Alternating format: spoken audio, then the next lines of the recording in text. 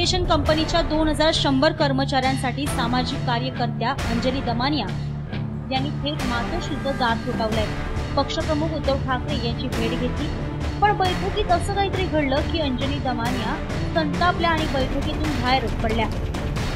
आधी एकदा चर्चा चांगली झाली, म्हणजे गौरव भाटियाबरोबर चांगली झाली, थोडीशी गरमागरमी झाली ती जीवीके बरोबर झाली, पण त्यानंतर सगळ्यांनी आता अग्री केलंय। पहिला म्हणजे तुम्हाला सांगते की BWFSनी मान्य केलंय की जी इक्विपमेंट्स ते वापरतायत त्याची ते किंमत ठरवून शनिवारपर्यंत आपल्याला लेटर देणार आहे की आम्ही एवढ्या किमतीला ते घ्यायला तयार आहोत।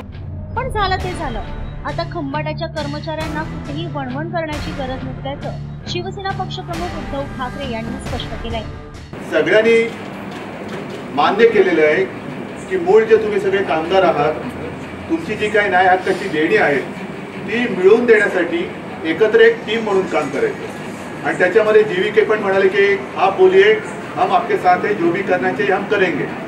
त्याच्यानंतर दुसरी बर्ड जी कंपनी तिने पण मान्य केलेलं आहे, आणि सूर्यकांत जी आहेत, मी स्वतः आहे, अंजली ताई आहेत, जी पुढे आम्ही आता काय काय गोष्टी ठरवलेल्या आहेत त्या गोष्टीप्रमाणे आम्ही पुढे जाणार आहोत। एक गोष्ट नक्की की आजपर्यंत तुम्ही जे काही इकडे तिकडे भटकत होतात ते भटकणं आता नक्की तुमचं संपलेलं आहे आणि तुम्हाला न्याय मिळवून दिल्याशिवाय आम्ही स्वस्थ बसणार नाही, हेच एक तुम्हाला माझं वचन आहे।